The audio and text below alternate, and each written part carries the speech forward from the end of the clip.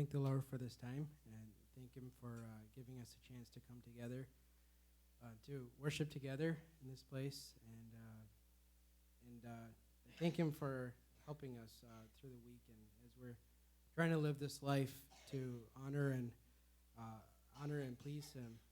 Let Him continue to give us a strength to say no to the things of the world and to continue forward and live in favor of Him. And today I'll be sharing from the Word, and I'd like to start off with a story.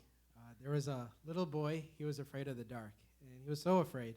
And one day his mom says to him, there's a broom in the back porch. Can you go and grab it so I can clean out the inside of the house? And it was dark outside, no light in the back porch. So he turned to his mother and said, Mama, I don't want to go out there. It's dark. It's scary. I'm scared. So she explained, you don't have to be afraid of the dark. Jesus is out there. He'll look after you. He'll protect you. And He's always there to help you. And the little boy looked at his mother, a little bit doubting, but he said, are you sure He's out there? And she said, yeah, I'm sure He's everywhere, and He's always ready to help you.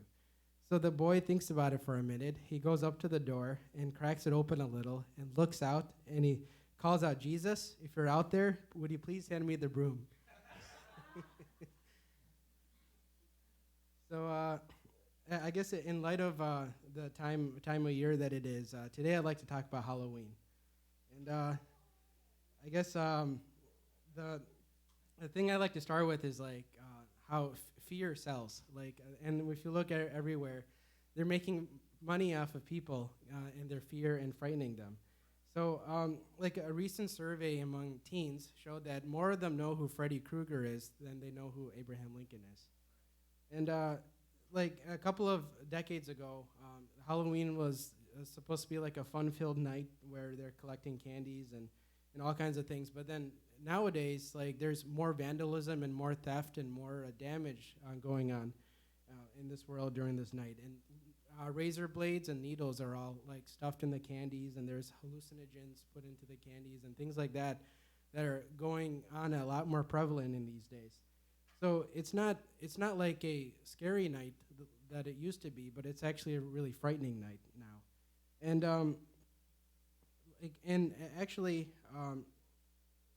if you look, and they did a survey, and they said that 13% of the pastors they supported that we should avoid Halloween. And it was kind of interesting because a few years before that, they had done a survey, and that time only 8% said that thing. So now it's actually, even though the culture is getting more secular, there's still more and more pastors who are recognizing and seeing that this is a problem and saying that we as Christians should say no to it. But it's interesting too is that when you look in the demographics, it's mostly the pastors who have gotten older and seen these things. They're the ones who are now changing and shifting their position. The younger pastors, the younger generation, they're still pushing to celebrate these things. A couple of years ago, I was thinking about how, there was this church I used to go to on Sunday nights for worship service, and I decided it had been a few years because I had gone there back when I was college, and I decided to go with Marin one night to go check it out, and then we walk over there, and we're seeing all these people dressed up in costumes, and it's supposed to be this worship night going on every Sunday night, and we're seeing everyone dressed up in costumes. We got scared and we left. But the thing is that people need to start to become and understand and be more aware and know that it's good to avoid certain things in our life. And as time goes on, people become unaware of what the history was that goes into it. They forget the history, and they just follow things along with the pattern that other people are doing. And many Christians do this too. They follow things without questioning, where did it come from? And they're unaware, and they're also not understanding or knowing if this is something that God ordained, and is this something that's pleasing to God. And so if you look at actual Halloween, the word Halloween comes from an event called All Hallows Eve. And it's the evening before the All Saints Day. And All Saints Day was an occasion that I think someone came up with to honor the dead ones. And it was this group called the Celts and the Druids. And basically, even before the time of Christ, these people were starting to practice these things, and they had a holiday to honor the dead one and the Lord of their dead, which was called Samhain. And this festival, this was like the transition to the new year. It was the end of the harvest. The winter months was coming. So they were trying to do this on the last day of October. And it was like the Celtic New Year. So in order to ask for protection for their families and their livestock and for good peace and things to go through the dark winter months, these Celts, they'd invoke the help of their, and ask for the help of their gods by doing these sacrifices, animal sacrifices, and those things. And these group of people, they were known for all kinds of witchcraft and practices and divination and all those kind of things. So they were definitely a pagan group of people. And basically that these group of people, they believed that on this night, like this Lord of the Dead called all the souls of the people who died in the last 12 months. And they were still like roaming the earth and inhabiting in animal bodies. And these souls of the dead were supposed to come and revisit the homes of the people that they came from. And they believed that and many people believe that these kind of ghosts and witches and all these things roam the earth. And these spirits would come to those homes, and the people were supposed to provide them food and drink and entertainment over there. So this is kind of the origins of where Trick or Treat actually started. So and basically, it's like the spirit of the dead going through house to house for food and those kind of things. And then the next part is the costumes. And people would light bonfires and they'd wear costumes to ward off different ghosts. So folks thought that they would have an encounter with a ghost if they left home. So that's why they decided they'll put a costume too so they can blend in with these dead spirits. And to outsmart them, they did this. And then the ghost would think they were other fellow spirits. So and how I understood this, these costumes were a way to blend in with these other dead spirits. And there's so many other things that go through the different kind of origins within the Halloween. Like young women believe that on Halloween they could do some sort of spells or the Ouija board, and they can receive the name of who they're supposed to marry or their future husband. And they would do things with yarns and all kinds of witch kind of activity. And even in the game of bobbing for apples, that also came from these kind of divination kind of aspects. That these Celtic people first saw these apples and they opened them up and they saw this shape of a pentagram in the core. And so they started using that, and it was used like a fertility symbol for them. And so they started doing this thing with bobbing for apples, and and that game was set for unmarried young people, and that if they were to bite into the apple, it could either be floating in the water or hanging from a string. And the first person to bite into the apple, they would be the next one to marry. Or sometimes the apple would have a person's name on it, and you bite into that one, then that's like telling you to marry. And there's other things too. There's things with jack-o'-lantern and what that actually represents. Like it was like a dead spirit that's roaming all the earth, and he's using this jack-o'-lantern as a light to be able to light his way. So we ask ourselves, should we as Christians ever celebrate such kind of demonic symbols and partake in these kind of festivals? Because the premise is very dark and evil. And yet we're very pressured into enjoying and taking part into these things. And the thing is that there's a lot of events and activities going on now that's all centered around this. Like I was trying to look for things to do with the kids, like going out and doing stuff, but everything is like related to this, Halloween and all these kind of things. And like last week we thought we'll go to the zoo with the kids, and we got there and we saw that the zoo had been closed at 1 o'clock for an event called Zoo Boo, where everyone was dressed up in costumes, and it was only for like Halloween celebration for that.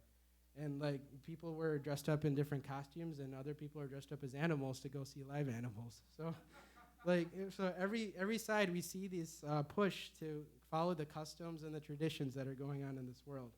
And what we see if we can go to Deuteronomy chapter 18, 9 to 14.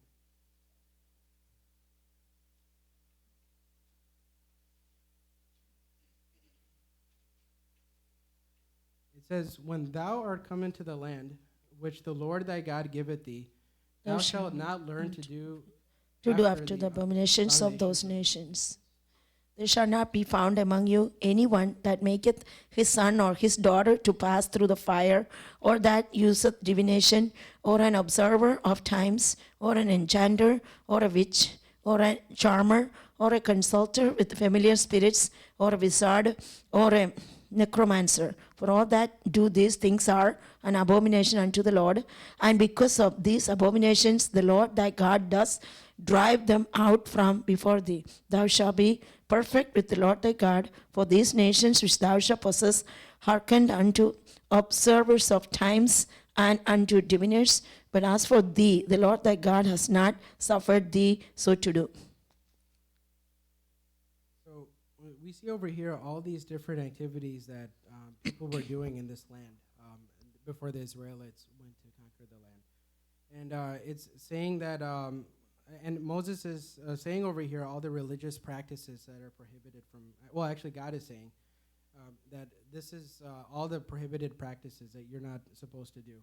And there were very pagan practices that were going on, like sending their son and daughter through the fire, and like these Canaanites often sacrifice their children, and so that they can try to get a peace with their gods that they worshiped, and they were seeking to get a victory in the battle. And we all know that even with all these things and all these hopes, God was still able to use His people to conquer this land, His people. And then He basically he's forbidding these Israelites not to follow these detestable practices and not to follow what these surrounding nations are doing, because He wants God wants His people to live blamelessly before the Lord in this promised land. So we need to be careful too in our life, that we need to see if what we're finding entertainment and joys in is that an abomination in front of God.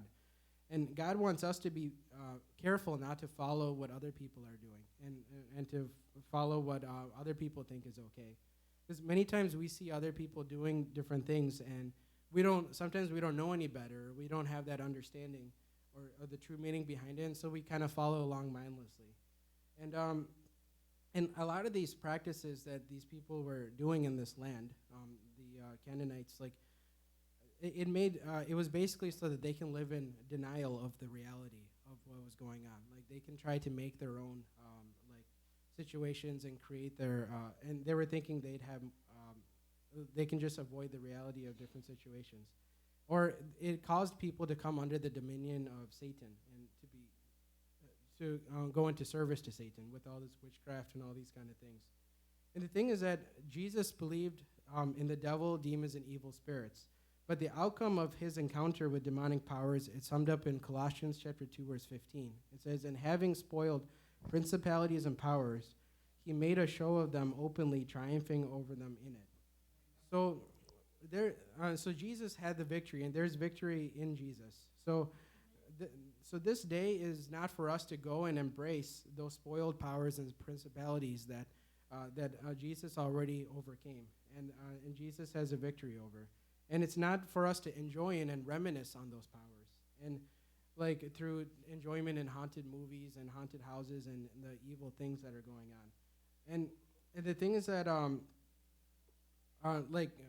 we as Christians, and like we see this we see many people like say this, that we're not under the law and that we have the freedom to do things as long as we don't transgress God's law.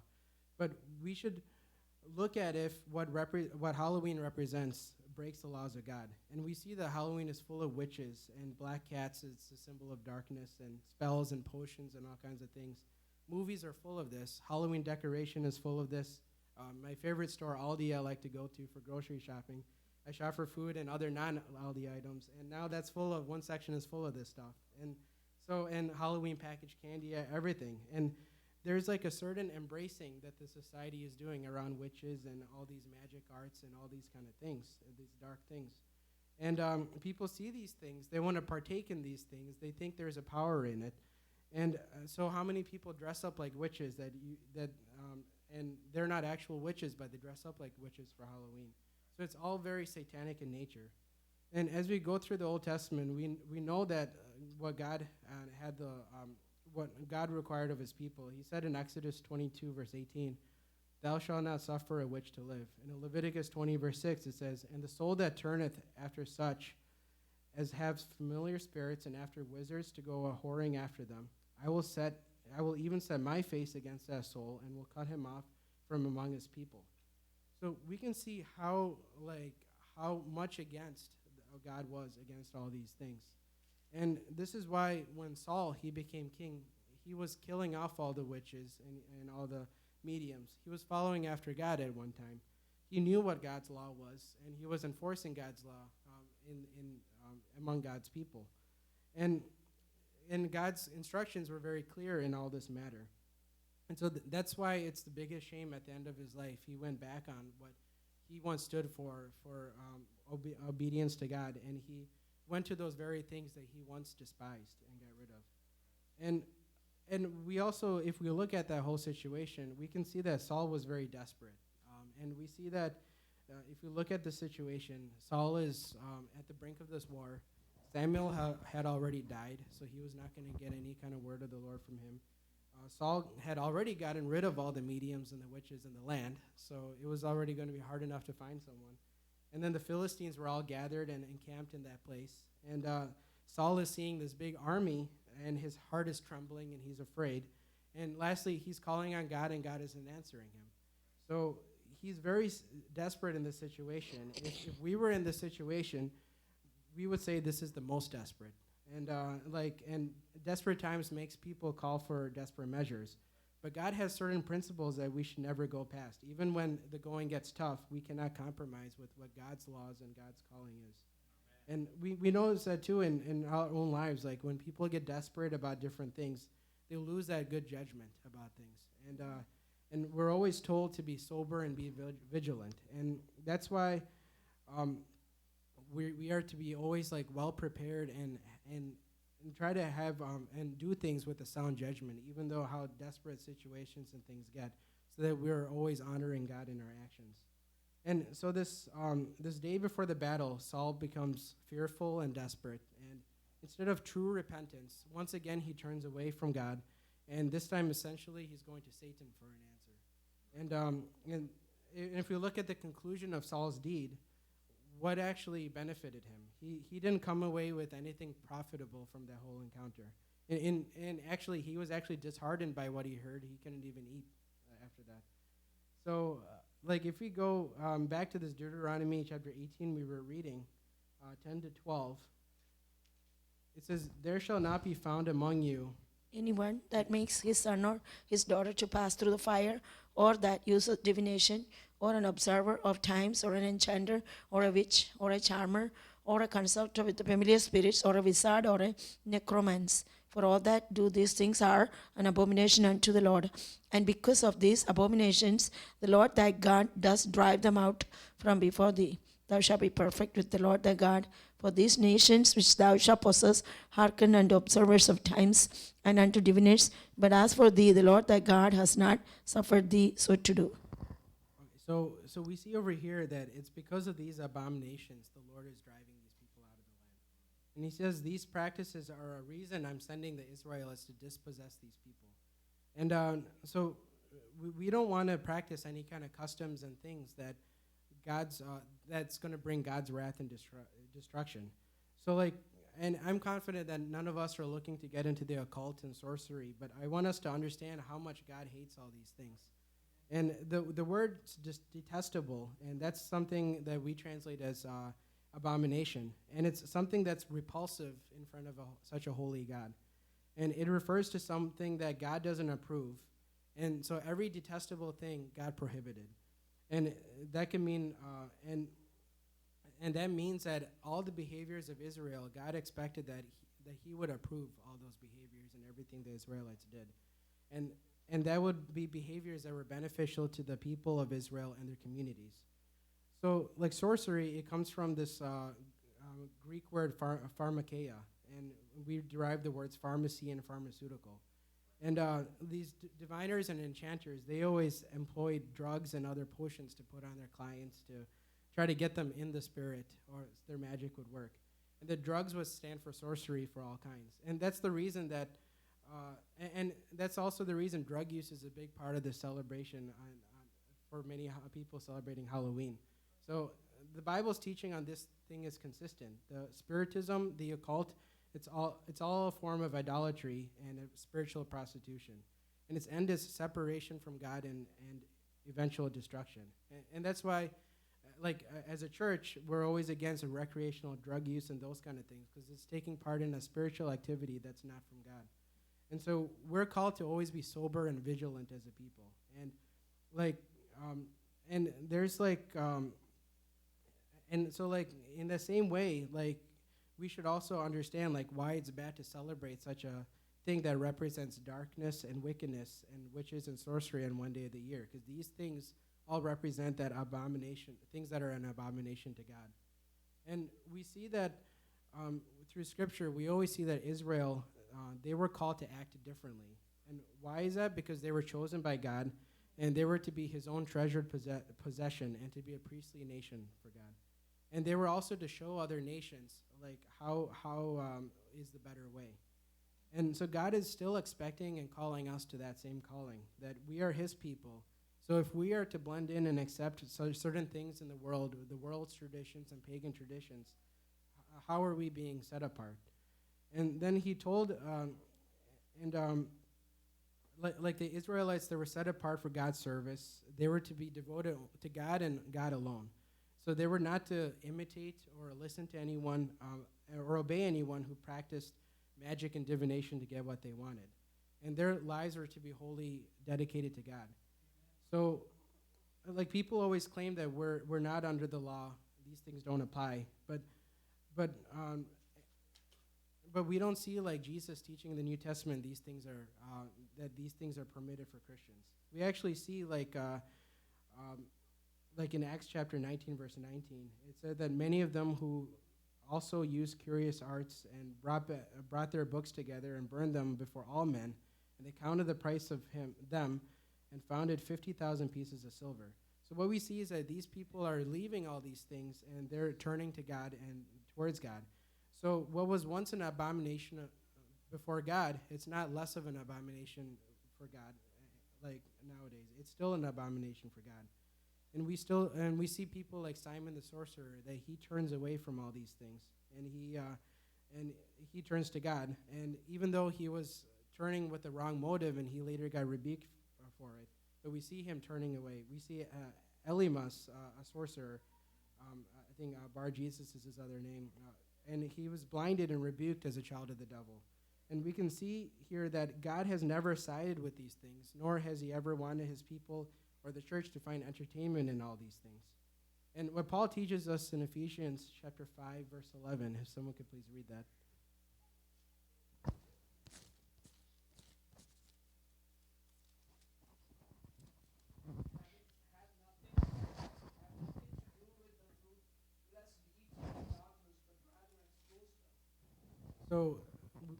So can we see this holiday itself, it's an unfruitful work of the darkness. And for example, I was thinking, we just found out the other day that my son's school, they're going to have a 3-day celebration of Halloween. And it's basically not going to be any learning or any school. It's going to be parties Thursday and Friday and a big parade on Monday to dress up for.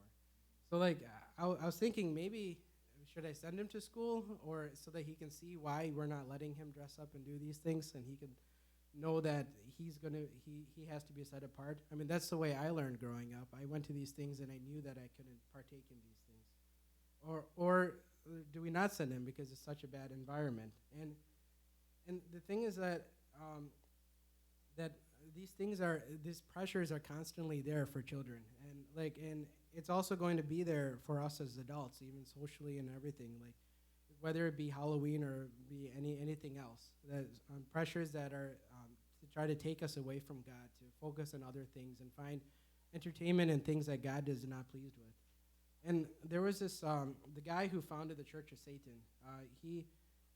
His name was Anton LaVey, and basically he declared that by dressing up, either by wearing a costume or by coloring oneself in celebration of Halloween, it signifies that you allow Satan to own you. And he said that when you adopt the pagan practices, you subconsciously dedicate yourself to the devil.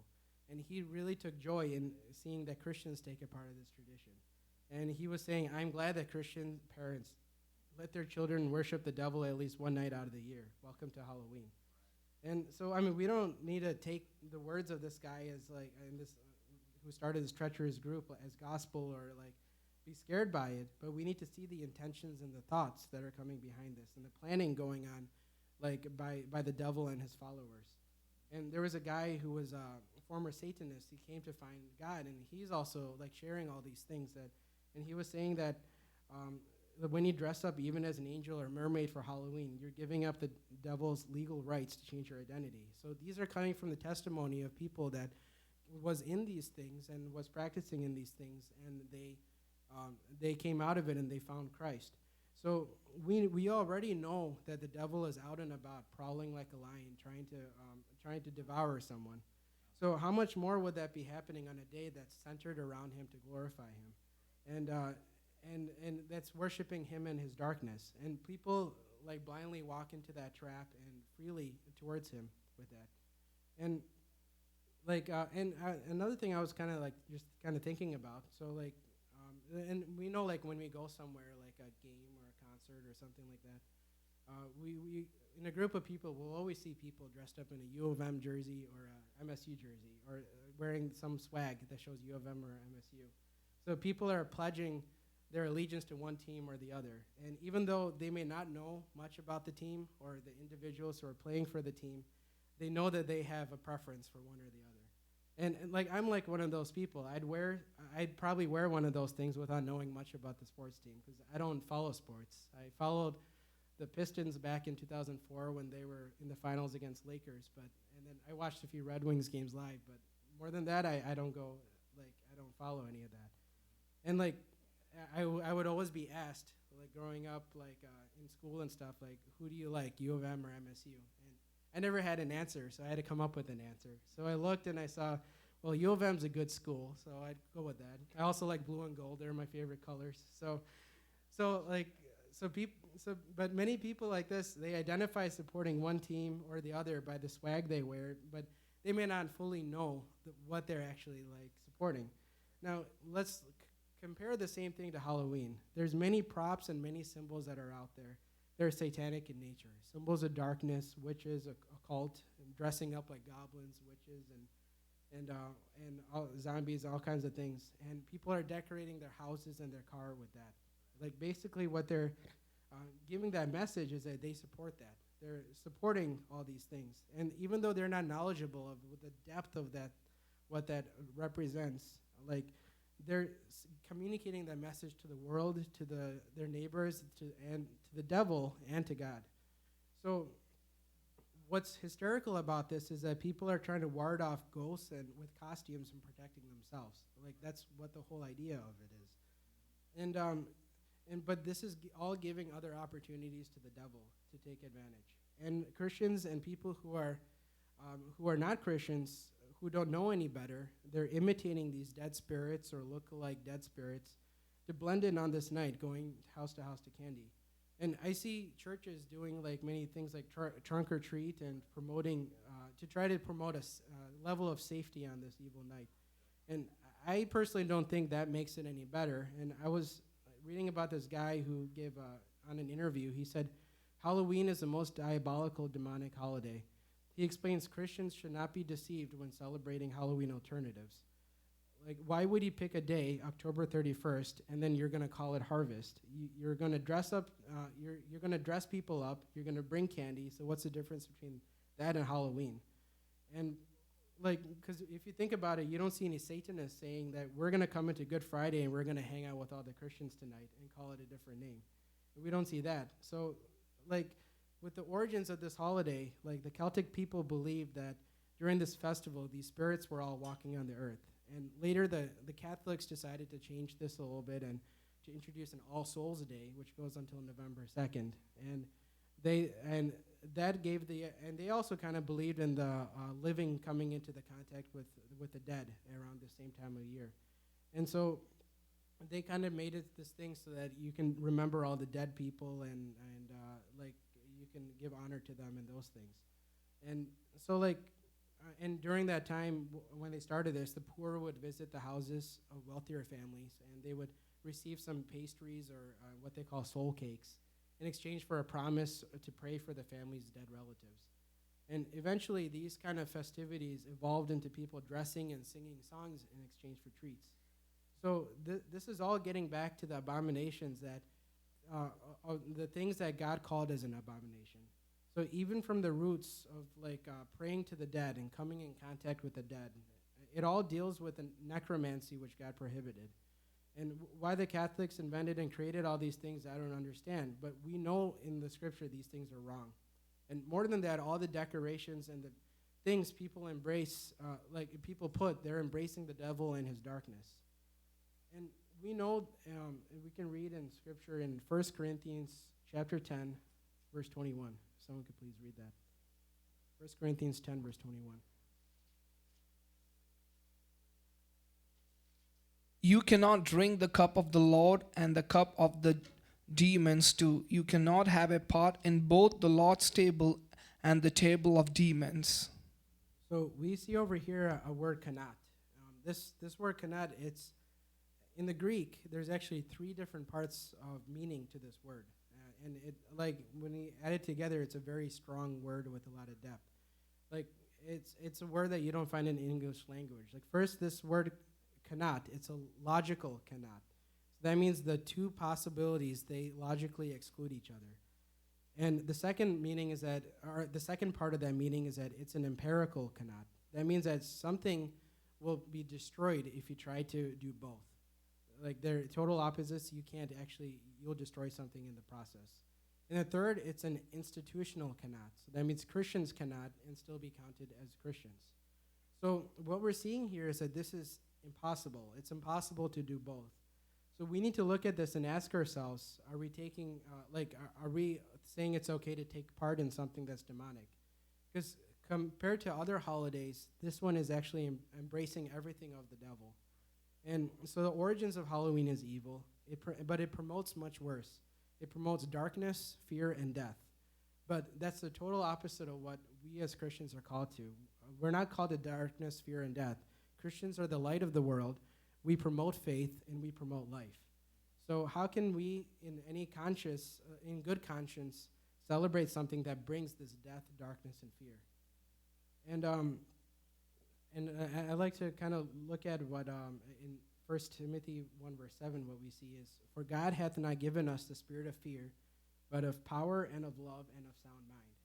So are we really ready to give up everything to take back fear or embrace fear? And so that we can experience the thrill that fear may bring. Because there was a time that I used to go to haunted houses, and honestly, it was a challenge because nothing ever scared me. But I used to think that, I think God gave me this boldness. That's why I'm doing so well. But then that was before I came to understand this a lot better, what this actually means is that this is not for us as believers. So God has not given us a spirit of fear, and we see all the good things that does come from God. We should understand that fear is coming from the enemy. So haunted movies, haunted houses, they're all tactics of the enemy, because he enjoys the fear and seeing fear in Christians and seeing the fear in people. And so one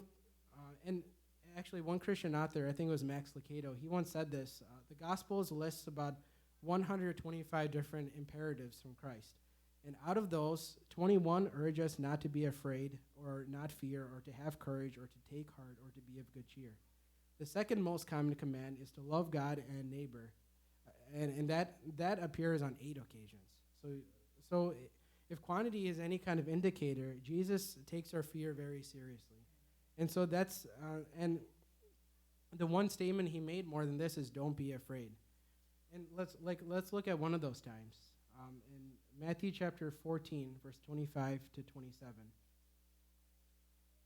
It says, "And in the 4th watch of the night, Jesus went unto them, walking on the sea. And when the disciples saw him walking on the sea, they were troubled, saying, It is a spirit. And they cried out for fear. But straightway Jesus spake unto them, saying, Be of good cheer, it is I, be not afraid." So here we see the disciples thought that they saw a ghost, as it's written in other versions. And the Jewish theology, they mostly didn't allow for ghosts, but many people in the ancient world, they did believe in them. they didn't have any explanation for a figure walking. They didn't have any other word to call a figure like this walking around on water towards them. And so they thought it was a ghost until Jesus spoke out to them. Then, because the main thing is they saw something they never expected to see. And that's during a stormy time. If you imagine what's going on, is like it's already dark. It's the scary experience. Like the winds are tossing, and suddenly, like you're in the middle of the ocean, and suddenly you look up and you see someone like this walking towards you. And these disciples, they were professional fishermen, so like they'd been on the boat for many hours, and the wind was against them. So like basically Jesus, before they actually went on this place on the boat, they left Jesus behind in Bethsaida, and he spent time praying alone in the mountain. And it's unclear how they expected that Jesus would get to them to the other side of the lake, because he just told them, go ahead and go ahead without me. All they know is that he told them is that to take the boat across to the water to the other side. So they probably assumed he would walk around the north side of the Sea of Galilee and he would meet them over there. But then suddenly you see Jesus taking such a more direct route towards them. And you see something that's not possible, that you would not ever believe or recognize. But this is, and what is also great here is that Peter goes out into the water, but he fears from seeing all these waves, and Jesus saves him. And what we see here is that Jesus saves us from all fears. And Jesus saved him from the fear. He told him, do not fear. And he gave him strength to overcome that fear. So, like, how can we ever stand for something that's meant to bring fear, like scary movies or haunted houses, or enjoy things, when Jesus is repetitively trying to take our fears away, telling us to be of good cheer, and trying to help us to get away from fear. And if we look at like everything that we kind of talked about so far, and we still think this holiday is good and okay for us to take a part in, let's look at one more part here. It's Revelations chapter 22, verse 14 to 15. Blessed are those who wash their robes, that they may have the right to the tree of life and may go through the gates into the city. Outside are the dogs, those who practice magic arts, the sexually immoral, the murderers, the idolaters, and everyone who loves and practices falsehood.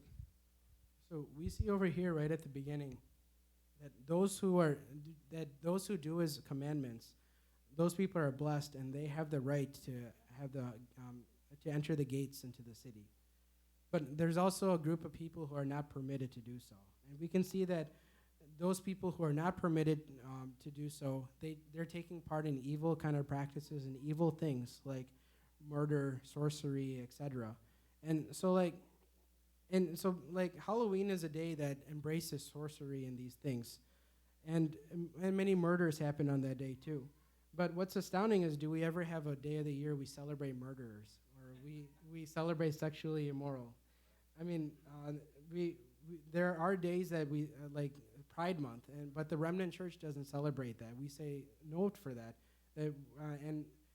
But for decades and decades, this day that celebrates sorcery has been going on, and it's been a day for Christians to also celebrate, that they've chosen to celebrate. So the thing is that back to my earlier point, we are not under the law, but that does not permit us that we could practice sorcery or magic. And that also means it's not right to support a holiday that's also supporting those things and that holds those things on a pedestal. So in our walk with God, there's many occasions we need to abstain from certain things. And if we're heavenly focused, we will learn in our lives that there's many things that don't glorify God, and there's certain things that we should cut out of our lives. In 1 John 2, verse 15, it says, "Love not the world, neither the things that are in the world. If any man loves the world, the love of the Father is not in him." And that's pretty clear. But then we look in John chapter 3, verse 16, it says, "God so loved the world." So that's a big contradiction. So the world is used in two ways in these verses. The first verse that we read, it says it refers to the world's value system. And the second, the God so loved the world, that refers to the world's people. So we are to love the people no matter what the choices they make. but we are to hate the value system, like the prejudice, racism, injustice, the evil and war, those things. But the problem is, a lot of times we get that part reversed. Like, we love the value system and we hate the people. And Christians do this all the time. Instead of being different, sometimes we can be materialistic. We can be enmeshed in the culture, and that's backwards of what God has called us to do. So, and for the rest of our lives, we're going to constantly face pressure to conform to the culture. And this was Israel's biggest problem for thousands of years. And they wanted to be like other nations, yet God gave them all kinds of moral, civil, and ceremonial laws to make them different on purpose. And so God has done the same thing for you and me. In Romans chapter 12, verse 2, I'd like to conclude with this part. And be not conformed to this world, but be ye transformed by the renewing of your mind, that ye may prove what is good and acceptable and perfect will of God. So the word conform, if you picture it, it's like taking the form of something else. So water, it conforms the shape of the glass that it's in. So believers were admonished not to be shaped by the forces in this world. And this world has its own ideas of what is honorable and what is shameful. And these forces are opposed to righteousness and also opposed to God. And so believers are called to be transformed by the renewing of their mind, to live a life that's transformed from ways of the world to the ways of God. So this is possible when our minds have been changed to think after the ways of God and to look after the ways of God. So the lifestyle of a Christian who is actually trying to follow God, pursuing righteousness through faith, it's not going to look like the lifestyle of someone in this world. And this is because the world is not pursuing God's righteousness. They're pursuing something else, sinful desires and other things. So if it was impossible for Christians to pursue this righteousness of faith, it would not make sense for Paul to say this and to admonish these Roman believers to pursue a renewed mind. I mean, these were also people that he commended for how their faith is famous throughout the world. But still, he's admonishing them to pursue the renewing of their minds. So the thing is that, one reason that we may not know what God wants to do in our life, it's because we get accustomed and we get influenced by the culture. And many times these things happen without us realizing it until we take a step back and take a look and compare it to what the ways of God are and what is pleasing to God. So we can't think like the world and think like God thinks at the same time. It's going to be impossible because it's opposite. So we have to make a choice. And the problem with following a culture is that this culture is temporary. But what we need to follow is something more eternal, and that's God and His Word. And may God bless us with this.